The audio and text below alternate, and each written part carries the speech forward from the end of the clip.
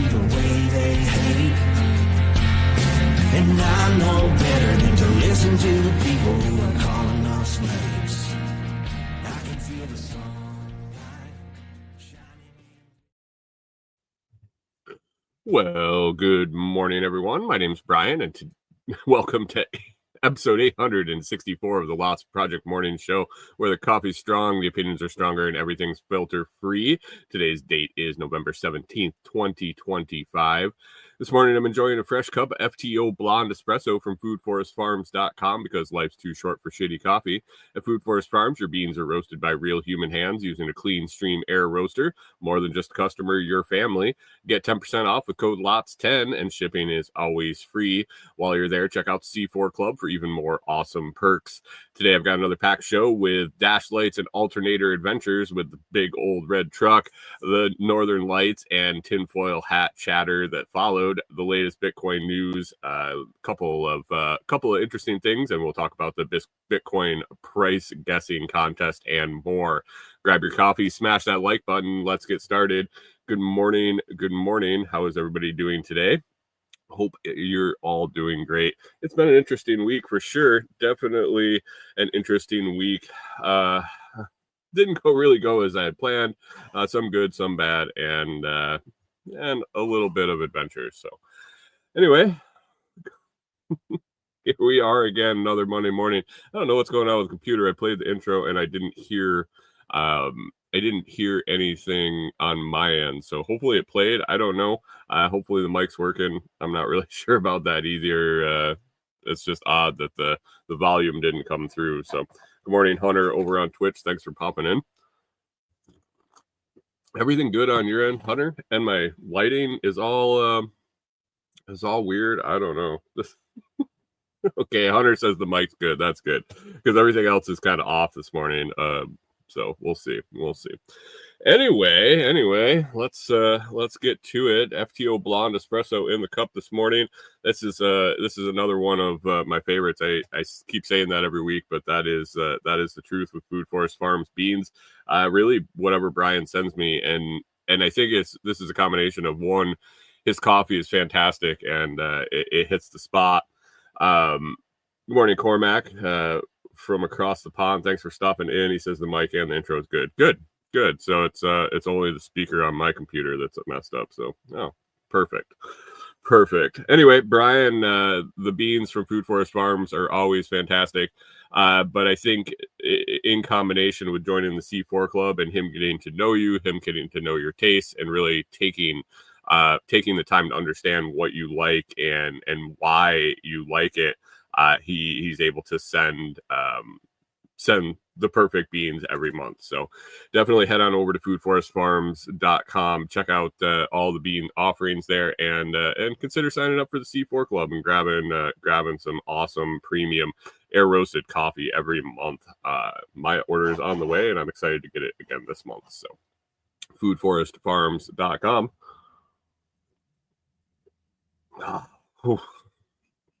I need it this morning. It's been a rough.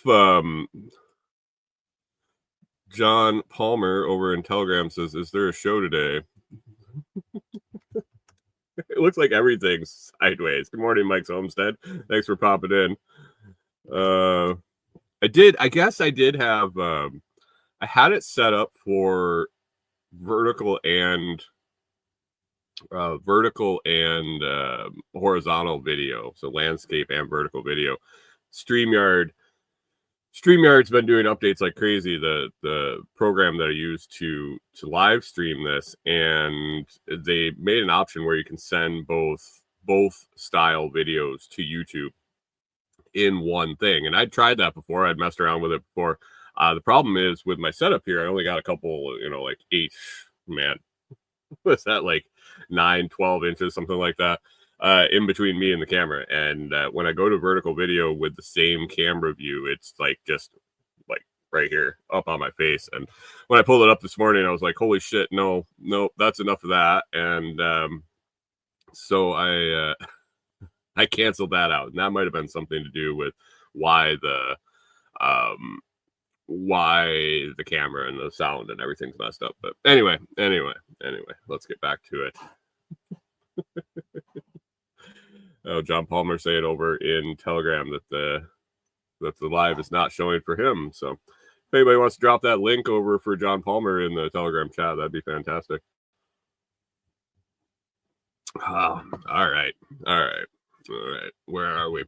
Anyway, Bitcoin price. Let's do Bitcoin price right away. Every week, every Monday, we're during the week in the Telegram chat, we're guessing the Bitcoin price for the following Monday. My guess, right up here. Last week, my guess was 111,111. Actual Bitcoin price right now, let's check in on the ticker tracker, is 95,234. 95,000, under 100,000. You can pick up some Bitcoin. Good morning, Canadian Farmstead. Thanks for popping in.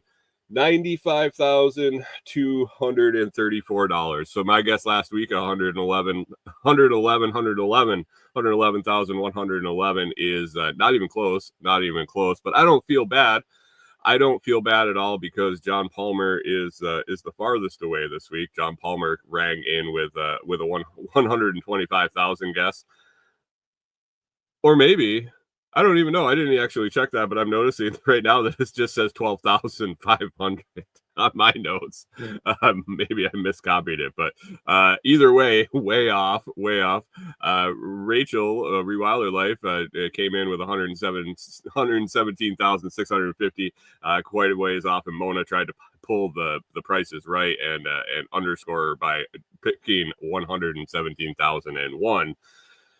Those are off. We had some other guesses kind of far off in the middle. Blueberry, Texas, thanks for guessing. Pip was off again this week. Chris Dixon getting closer, but not quite there. Carson, our winner from last week, he came in third place. Good morning, Martinson family. Thanks for stopping in. Carson came in third place, 103,750. Canadian Farmstead in second, close but no cigar, with 102,500 guess. And scrambling, coming in with the win. Brian from foodforestfarms.com coming in with the win. Closest guess this week is 98,500. We're about 3,300 off. 3,300 off. Not bad. Scrambling. 98,500. I put my guess in for the week. I don't know where here's my marker. I've been off pretty far lately. We got 95,000. We got 7 days. I'm gonna put my guess in for next week at let's say 109,123. 109,123 is my guess for next week. 109,123 is my guess for next week. If you want to put a guess in, head on over to the Telegram chat, and after the show, I'll have pinned message with my guess, and then I'll copy and paste. So just reply to that message and make your guess, and you'll get on the list. Canadian Farmstead's wondering if 95K is the new top or the new bottom. I think neither. I'll talk about it a little later if there's time.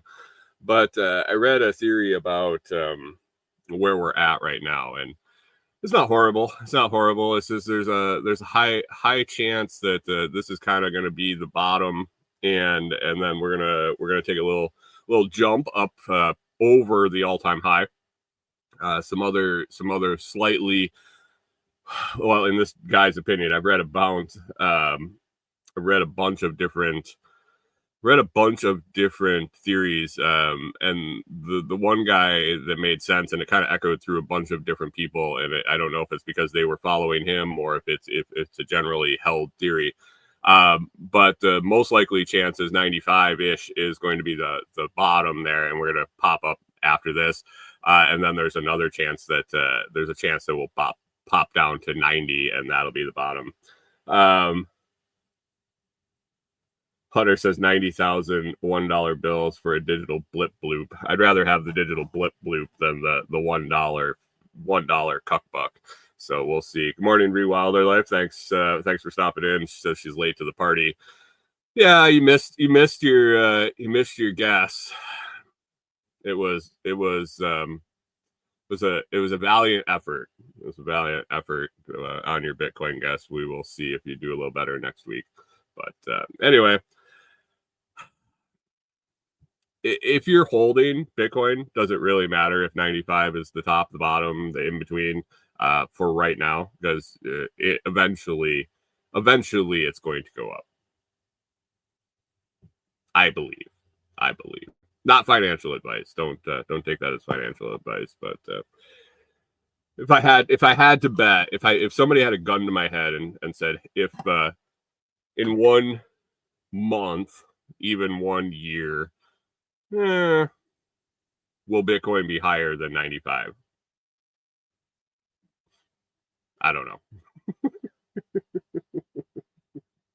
Canadian Farm says yes. If I wasn't holding, I wouldn't care. Just busting balls. Anyway, let's get to it. That's the Bitcoin update. I got a little bit of other Bitcoin stuff on the list here for a little later, but I wanted to get to these two topics. Kind of a theme for the show this week is lights. It had a bunch of dash lights, a couple different dash lights, and then also the northern lights earlier this week. So let's start with the truck. It was an interesting week with the truck. Beginning of the week, I would say Sunday, Monday-ish, I had my gas cap light come on. You ever dealt with that? You know that they can just be infuriating. It came on. It wasn't after I filled with gas, so I wasn't sure if it was the cap or not. There's several things. It could be the cap seal, the neck evap system, the general evap system in the truck. It could have been a bunch of things. So I was just going to give it a little bit, see if it was the gasket. The light stayed on for a few days, and then the check engine light came on, and I was like, well, shit, this might be more than just the gas cap. Eventually, I was like, okay, whatever. I stopped. I took the gas cap off. I cleaned the little gasket in there. I cleaned the edge of the fill neck, and put the cap back on.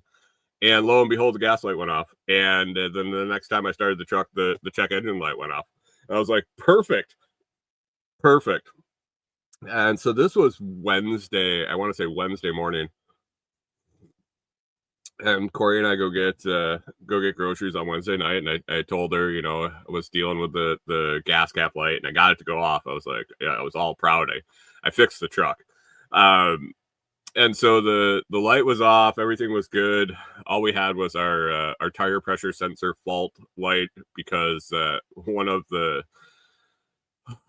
tire fills with the pressure sensor is gone, and so it just is going to be there, because I'm not paying.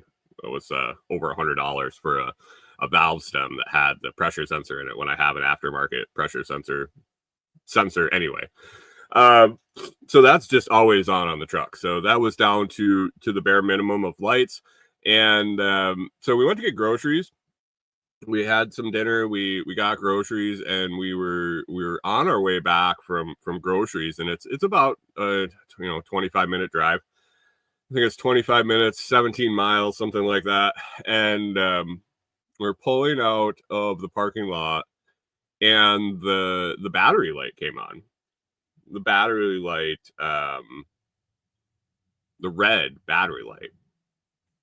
And you know, most check engine lights, or a lot of them, are yellow, and the red battery light comes on, and it's not flashing; it's just on. And I'm like, that's weird. It's a fairly new battery, within, I think, a year. I think it was about a year ago, maybe, that I changed the battery.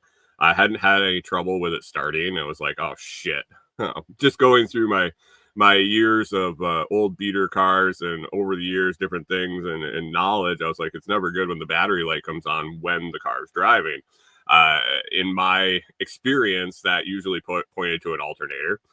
But nothing seemed to be dimming. It was dark. I did have the headlights on, and I had almost said something about the headlights being a little dim. but it's an old truck. It's it's going on 15 years old. The headlights are kind of foggy, and it's just not, it's not like they're not the bright ass halogen lights that you see coming at you. So maybe they just looked dimmer. And so I said to Corey, I was like, hey, the battery light came on, and so we're driving, and I'm like, man, we got like 25 minutes to get home. I don't know what we should do, but we had a backseat full of groceries. We really didn't have anybody to call to give us a ride, and we didn't know what we were going to do if it died. And we were like, so let's go for it. Let's go for it. We drove home, made it home, ended up getting stuck behind some guy that was going like 10 miles under the speed limit, and then we had a couple people on our ass because he was going 10 miles under the speed limit, and the road that we were taking it's really hilly, and a lot of curves. And so we get home, make it home, I shut the truck off, and I was like, I'm gonna deal with it in the morning. We put the groceries away. I'm going to deal with it in the morning. I'm going to troubleshoot it. In the morning, I go out and I started troubleshooting it, and quickly found out that it was the alternator. And man, just lucky that we had the size battery we have in the truck, because I was reading, I was like, I'm pretty sure if that battery died, we'd have been pretty cooked. We would have lost everything and in the truck, and all the power, obviously. And so I was trying to think about what that was. I did a little searching, and brake assist on that truck is power steering, the headlights, the tail lights, everything's going to go. And thinking about the fact that could have happened on the road we had to take, scared the shit out of me. It really scared the shit out of me, because it could have been really bad. I laugh about it now, but that morning it kind of freaked me out, because I was like, that could have been really, really bad, especially the situation we were in with the two people riding our ass and the curves. And that's a big ass truck to be turning when the power steering randomly goes out, or the brakes randomly don't work as well. I could see why people lose their vehicles over the edges of some of these curves. So that was super scary. So Saturday, Rewilder says, I've driven without power steering and brakes before. It's not cool. Yeah, and I have too.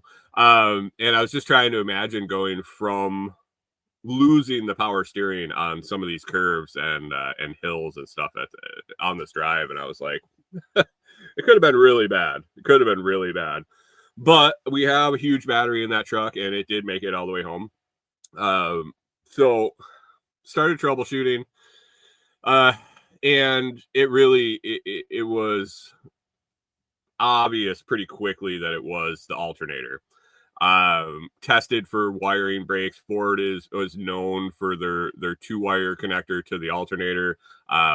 Breaking some wires in there. I troubleshot back. I made sure the battery was okay. The battery's holding charge. It really didn't seem to be the battery, and everything really pointed to the alternator. And so I started hunting for an alternator. I didn't have any way to get it.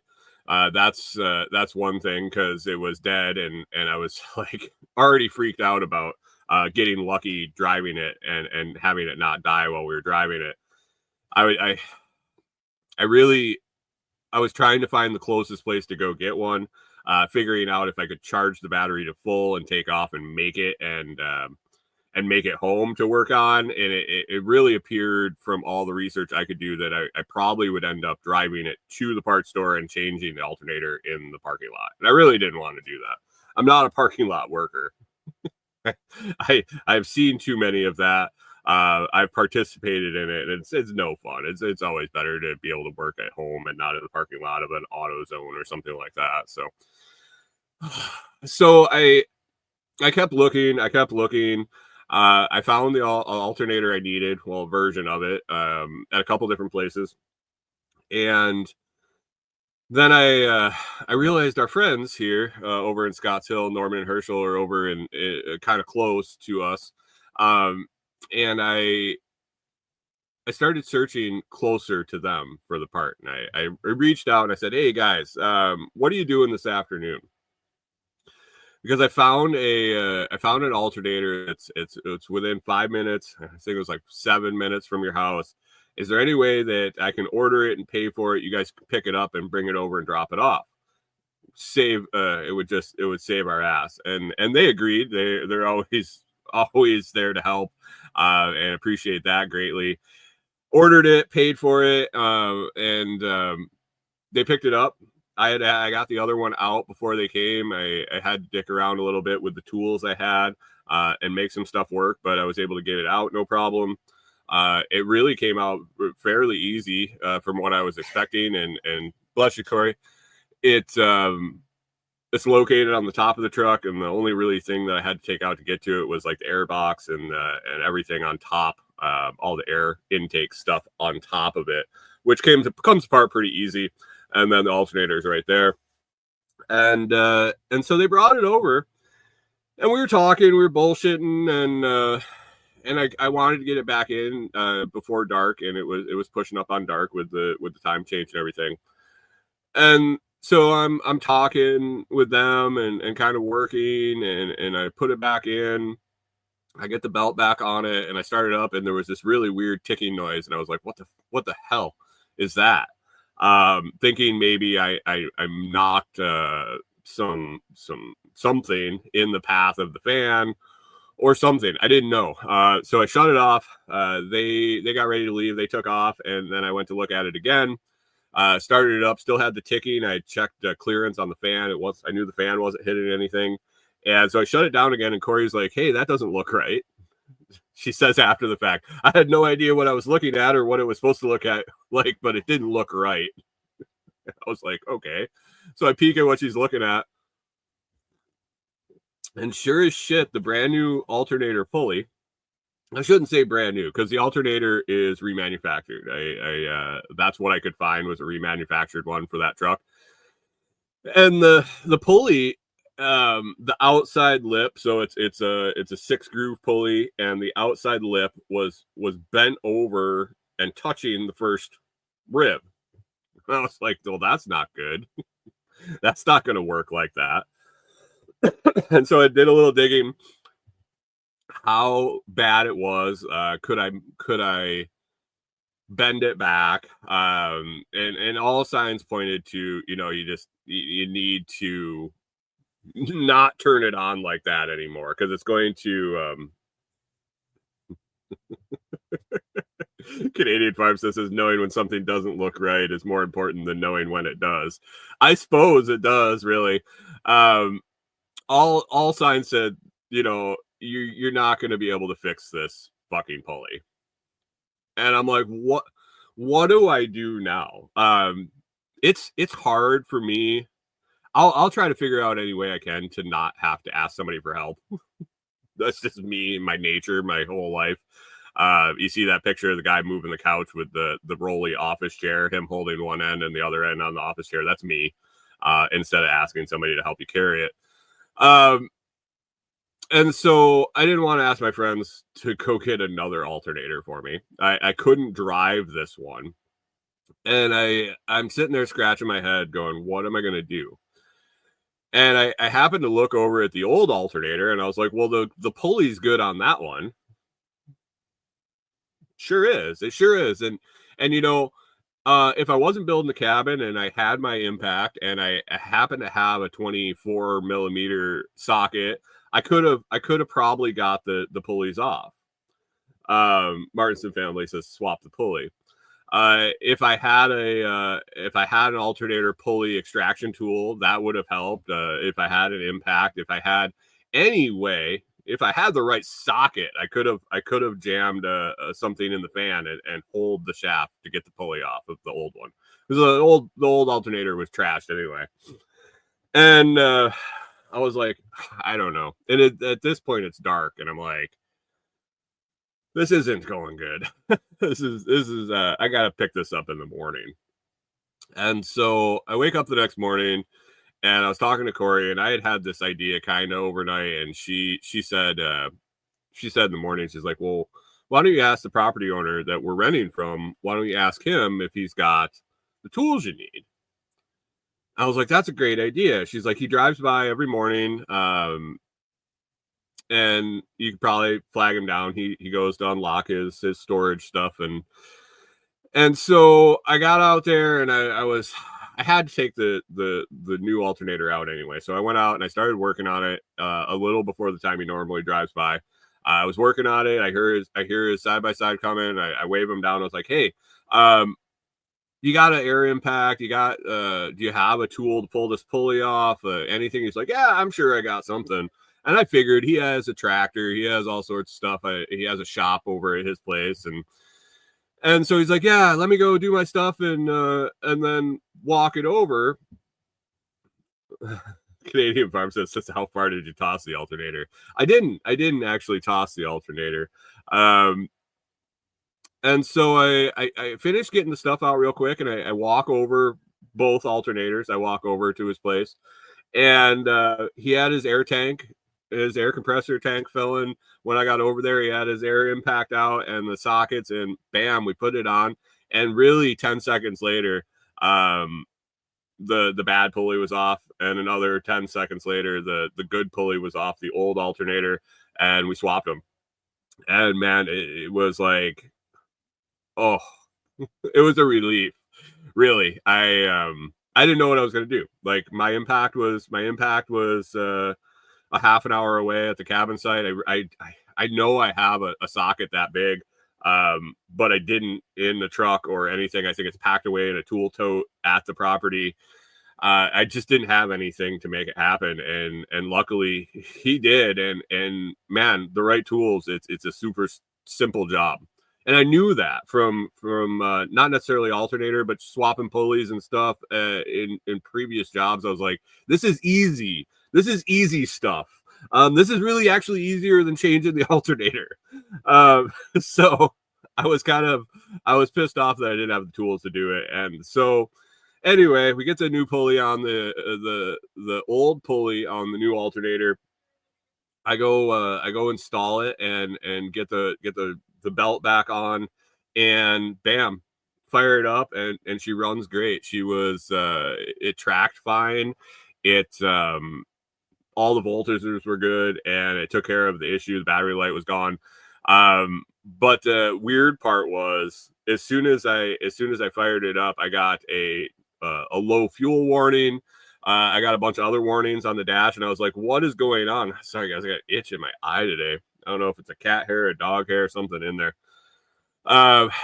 Anyway, I had all these other dash lights. The gas gauge wasn't working. Half the gauge clusters weren't working.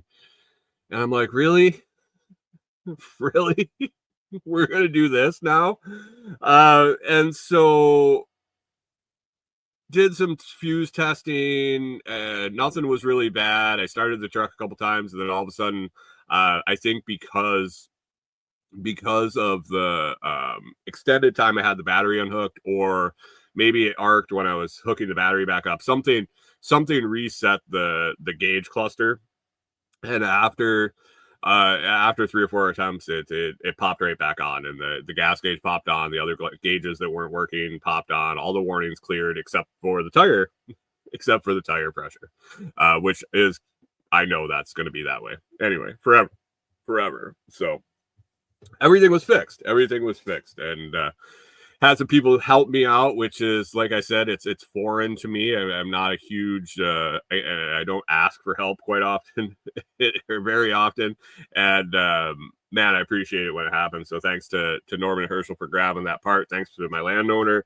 for the 10 seconds of use of his shop tools, and it's all good. Truck's running good.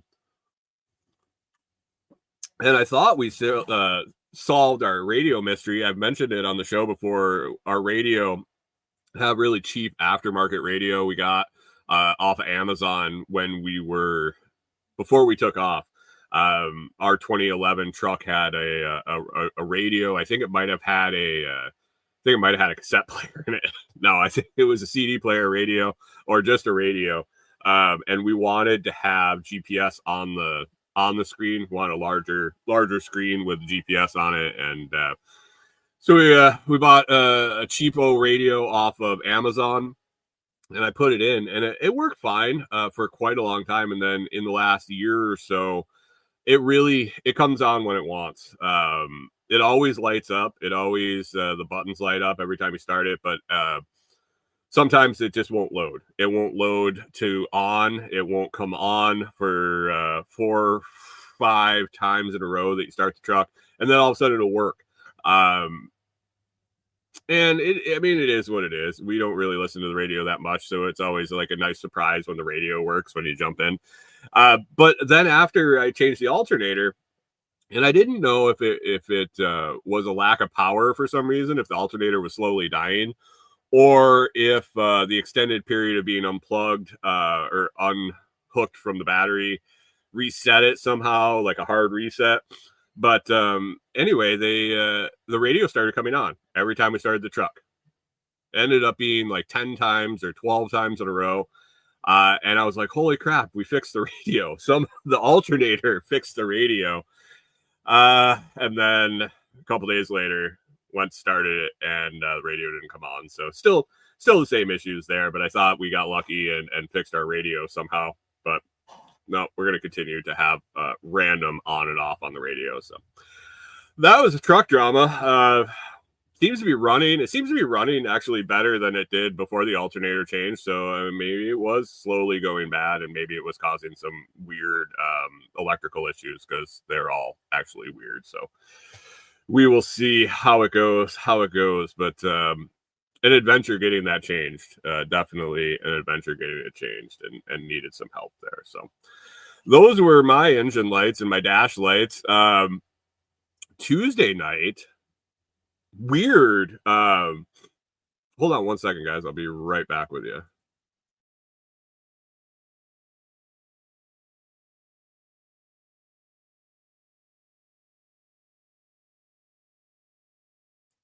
All right.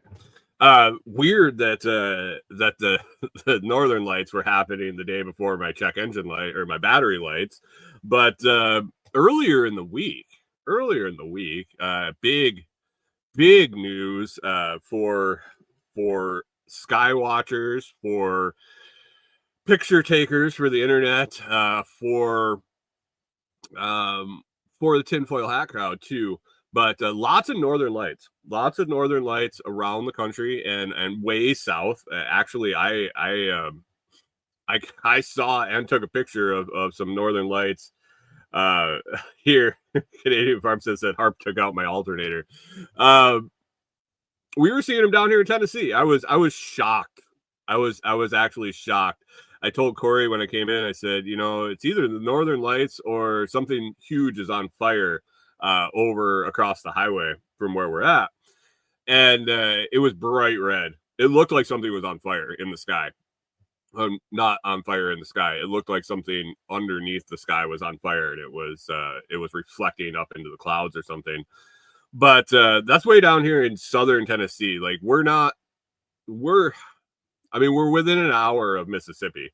We're not far. So we're southern Tennessee, and it was bright. Being from Minnesota, I've seen the northern lights a lot. I shouldn't say a lot. It's weird watching the frequency of them happening now, and I think that really feeds into all the stuff I was seeing online. But Tuesday night I saw them. Tuesday night wasn't even supposed to be the most spectacular viewing. That was supposed to be Wednesday night, I think. But man, there were a bunch of solar flares, electric. Was it coronal mass ejections? I think it's that what it's called. When the sun throws the electromagnetic pulses towards the earth. Seemed like there were a few of them, and they were getting bigger and bigger. And the first thing that popped into my head, not to be all tin foil on you, but really before I had even seen them on Tuesday night, and when I was reading about these cycles, that we're in a period where we're getting a lot of these pulses coming towards the earth from the sun, I kind of went, man, 3i Atlas just got as close to the sun as it's going to. It was behind the sun. Its trajectory put it closest point to the sun. I think we talked about it last week, maybe the week before, where we couldn't even see what it was doing. So yes, it was as close as it was going to get, regardless of if it changed path, but it was behind the sun and it could easily changed course or just stayed on course. And then gets close to the sun, and then all of a sudden the sun gets super active. Lots of flares, lots of sending magnetic fields towards the earth, lots of northern lights, which is what causes the northern lights, is the electromagnetic fields hitting the atmosphere. Or from what I gather, I'm not a northern lights expert by any means. Hunter says, someone says Atlas has thrusters. I mean, do you know that it doesn't? Let me ask you, Hunter. You're joking about people saying that it has thrusters, but do you know if it doesn't have thrusters? I mean, I haven't seen it. I haven't actually inspected it. So yeah, who knows? But weird that it got close to the sun, then all of a sudden the sun acted up. And so I had my picture. I've talked a lot. Canadian Farm says he knows it doesn't have thrusters. Oh, you do you?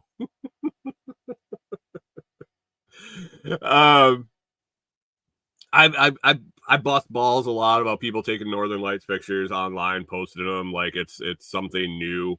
Mine was my picture was more intended to prove that it actually happened this far south. I don't know. I didn't think they were super pretty. It was kind of frightening, actually, how bright red it was. It really looked like there was a grass fire or a forest fire coming at us. See those pictures? It wasn't the big dancing green and blue and everything. It did look odd. I didn't necessarily immediately think that something nefarious was going on, but looking at the picture that I took and looking at it in person, it wasn't the same Northern Lights that I've seen in Minnesota. Not even close. And so I was like, man, this is weird. And so I look into it a little bit, and it turns out the different colors come from viewing the reactions at different altitudes. And if you think about it, the further south you go, the more of an incline. You're going to see that at a higher altitude, and the color changes, and it lines up that it would be red the further down you go, the further latitude you go south. And the way it was setting up, it made sense that it would be red here. And I was like, oh, okay. I mean, I'll take that. I'll take that explanation. But when you search something on the internet and you have social media and you don't have it locked down, or even if you talk about things that Facebook's going to feed you shit you talk about, shit you look up. And so I don't know if it was Wednesday, maybe Thursday, Facebook really started feeding me posts about the Northern Lights and how they're not real. And me, being me, wanted to look at the comments. really wanted to look at the comments and see what people were saying, whether they were agreeing or disagreeing or what was going on. Man, my eyes are really red this morning. Sorry about that. I was just looking at the camera. It itches like crazy. I must have a pet hair of some sort in it. It's just the one eye, and it's driving me nuts. But anyway, I jumped into the comments on some of these threads, and the tinfoil prices probably should have skyrocketed about midweek, because holy crap, these people had it wrapped tight around their brains. Some of the different things that I saw. One, I guess, was the one thing that popped into my head. Now, mine was more of a, man, that was a coincidence. Not, I wholeheartedly believe that I3 Atlas was had something to do with causing the flares. But man, it really took a turn down the 3i Atlas road. A couple different theories about that. One was as simple as I had mentioned that it got close to the sun and it caused solar flares. So that the cause of the northern lights was actually still the solar flares coming and hitting our atmosphere. But the volatility of the sun was amped up by 3i Atlas, whether it was recharging, refueling, doing something to our sun to cause this. Who knows? One person surmised that they messed up and it was supposed to be the EMP to end all EMPs. The sun was supposed to flare out and knock out everything on the earth. Well, that didn't quite happen this time, but it was there. It was there. Hunter says it's the second coming for the 17th time. I did see that the Northern Lights and they brought in actually the increased uptick of the Northern Lights and the fact that more people are seeing it. I did see that this was a sign that Jesus is coming. He isn't here yet, but this is a signaling of the beginning of the return. I don't know when the return is happening. Maybe at Christmas. We're getting close to Christmas, and that's Jesus's fake birthday. So maybe then, reborn on his fake birthday. So those were two. Another 3i Atlas theory was it was blocking signals. It was sending signals for reinforcements. It was sending back data to what it's finding as it explores our solar system, and it was blocking those signals that these northern lights were sending those solar flares, and the resulting northern lights were actually a disguise. It was a cover for the signals that they were sending out into the universes, the other universes, to signal whoever that they were signaling.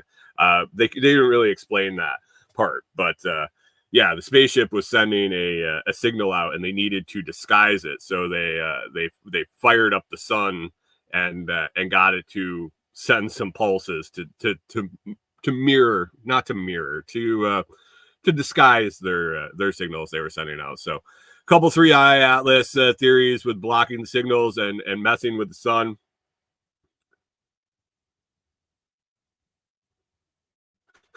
Hunter says, everyone else stop guessing out loud. It says that no one can know the time or day. Y'all keep pushing it back with all these guesses.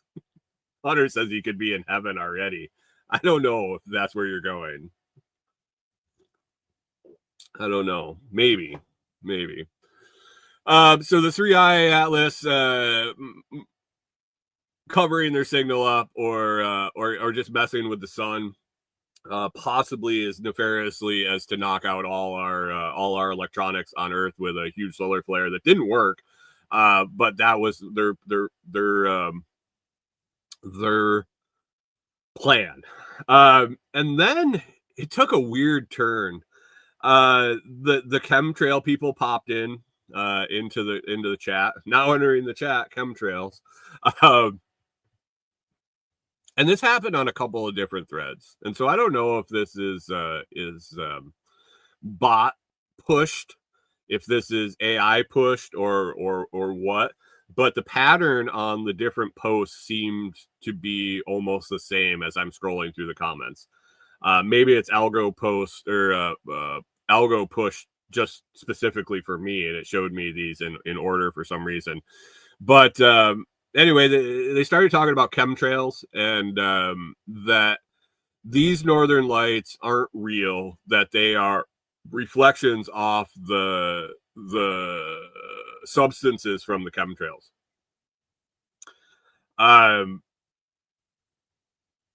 That people were swearing up and down that they had seen heavy chemtrail propulsion. I don't even know what you call it. Heavy chemtrail seeding over the areas that saw the northern lights, or what was claimed to be the northern lights. I don't know. As they started talking about the chemtrails, I was like, oh, maybe stuff in the sky reflection, but what would be reflecting? And then came HARP. If you don't know what HARP is, it's the weather manipulating system. I don't know if that's what it's actually meant for, but that's what the theories are, that it's a weather manipulation system. The arguments in the comments were talking about the fact that that HARP has been turned over to university use, that it's not a government system anymore. But people were insistent that that between the chemtrails and the HARP system, that's what was bringing up all these beautiful northern lights, and these ones that just don't look right. And I was like, okay. Mike Homestead says it can't be because chemtrails are illegal in Tennessee, and that was my first thing, was it's illegal, so there's no way it's happening. That just this it's phooey and foo nanny, because they're illegal here. I don't know how they're monitoring that, but anyway, I'm start thinking, and I'm reading these comments, and I have to take a break every once in a while, because I mean there were thousands and thousands of comments on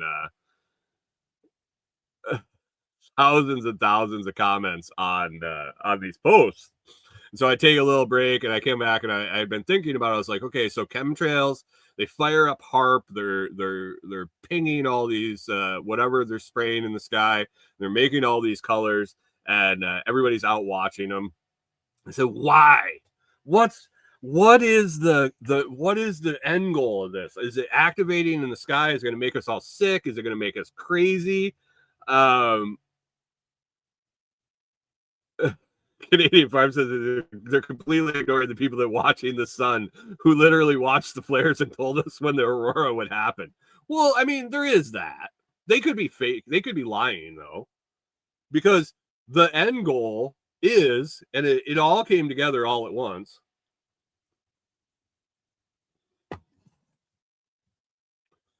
Project Bluebeam.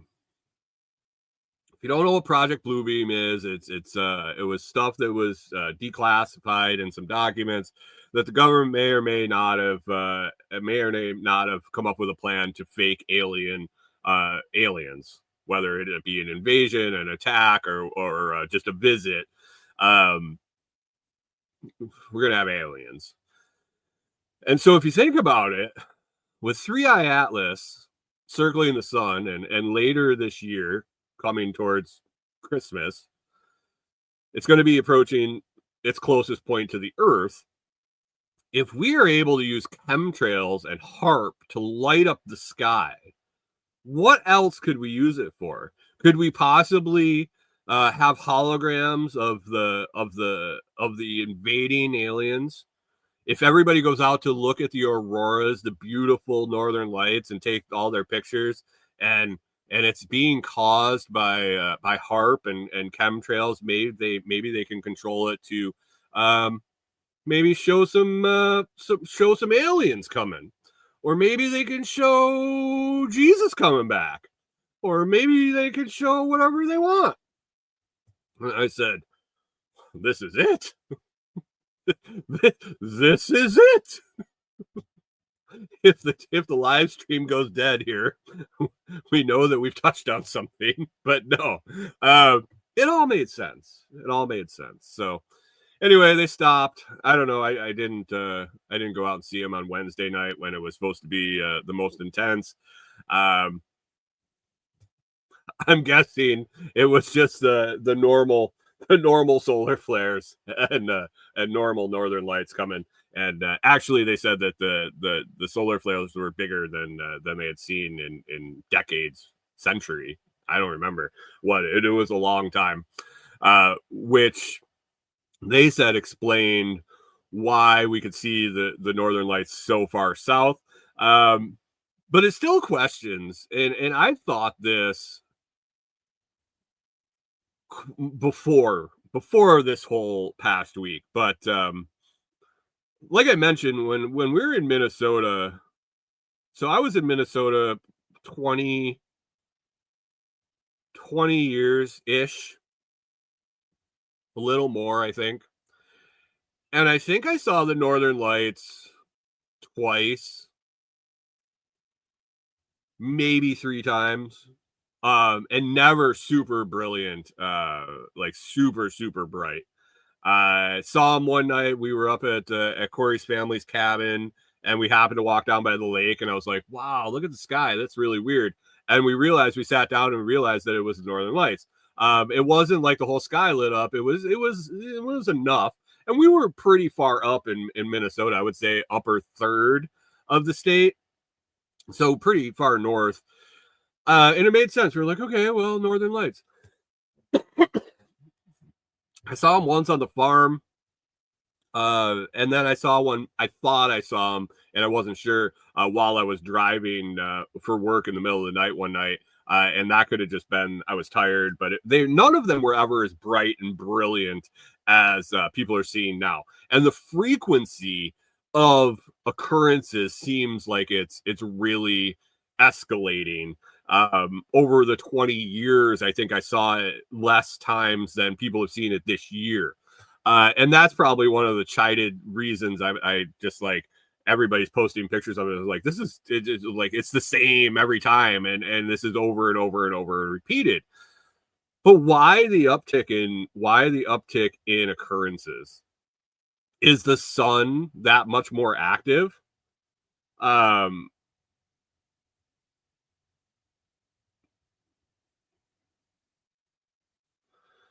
Martinson family says he crosses the 51st parallel daily, sometimes northern lights in the morning. Is the sun more active? Is the something else causing these new northern lights? Because even the ones that I saw here in Tennessee were way brighter and different than any that I saw in Minnesota. The 3 times I saw it there, this was like more of a constant. Rewilder Life says yes, the sun is in an active phase. How long? What are the phase lengths though? Because I would have thought that in 20 years there would have been a peak similar to now. Or maybe it's longer cycle than that. And I don't know. I'm not saying you're wrong. I definitely buy into the fact that the sun is in an active phase. But what is that cycle? Is it 50 years? Is it 100 years? Is it 10 years? I don't know. And like I said, before early 2000s, before 2002, I was in New York and we were way lower, and I don't ever remember seeing the northern lights growing up. That doesn't mean it didn't happen, for sure. But Reviler Life says no, like hundreds of years. What am I from what I've read? Okay, fair enough. I just don't want to run out of tinfoil if I need it. I don't want to run out. Anyway, those were the northern lights and some theories. So for you to think about and spread with reckless abandon across to all your friends that you heard that maybe it was HARP, maybe it was Project Bluebeam, maybe it was the return of Jesus, possibly 3i Atlas. There's just so many possibilities for the brilliant northern lights this past week. Got a few minutes here left. Let's hit some Bitcoin news. It was announced earlier this week that Square, Jack Dorsey owns Jack Dorsey, formerly of Twitter, currently owns Square and Cash App, and is big into Bitcoin. He announced the Square point of sale. If you're a small business owner, if you take funds, if you take funds now with Square, if you use Square as your payment processor, you have Bitcoin options. You can take payments in Bitcoin. You can take payments in fiat and have it converted to Bitcoin. You can take a percentage of your income from transactions in Bitcoin. And that's just all through your payment processor. So big news there. That is definitely big news for, I would say, for adoption, for ease of use, for exposure to the general public. Good thing. It was definitely a good thing when they announced that. And I was actually surprised that it took this long for him to do that. But I'm guessing there's a shit ton of regulations to jump around, and back end bookkeeping and things like that needs to be settled out when you're accepting Bitcoin as a payment form. So Square now offering Bitcoin processing. Canadian Farmstead says, why do you think they've been trying to get so hard to get you to church lately? Because Jesus is coming. The second coming of Jesus must be happening. I mentioned in the group the other day that that must have been Saturday. Saturday was a double dip day. Corey and I have we had never experienced it before we left Minnesota. As the further south we came, we found this phenomenon that we routinely get invited to church, which it is what it is. It's not my deal. It's not really my thing. It's not my scene. I actually have attended Bible studies. I've attended church. More questioning things. I'm very inquisitive. I ask questions, and usually the questions I ask aren't really receptive. They're not really received very well. There have been some Bible study I went to when I was in college, just to ask questions to. Good morning, Pip. Late to the party. Happy Monday to you, sir. There was a Bible study I went that these people were very engaging. They wanted to answer questions. They wanted to answer hard questions and have discussions, and it was fun. I find that normally that isn't the case. They welcome you with open arms, but in the end, they like really just don't want to have an argument, I guess is what you'd call it. But we found that as we come south, more and more people invite you to church. And Saturday was a double day. On our morning walk, we were offered a gentleman in a truck slowed down and offered us a Bible's Pathway. If you know what that is, it's the kind of the Bible study-esque pamphlet that folks hand out, and offered us that on the morning walk. I didn't really want to carry it with me, so I politely declined, and he took off. And then later that day on the second walk, we were actually invited to church by the neighbor and invited to their Thanksgiving celebration at the church. They were having a Friendsgiving. We already had plans, so we did not attend. And so, yeah, it was a big church day. Canadian Farmstead says that's human nature. People don't like their beliefs questioned, whatever they are. Yeah, I mean, and I get that, but I have questions. If you want me to believe in this and you want me to have faith in this, then you really need to acknowledge and answer my questions. And whether that be an I don't know, and maybe that's fine for me, or at least acknowledge that I have it and that it is up in the air, or you have a good answer for it. There's that too. So anyway, two invites to church this week on top of the Alternator and the Northern Lights. So it's been Pip says faith or blind faith, and Canadian Farmstead says the Bible says people should be prepared to answer questions. You would think.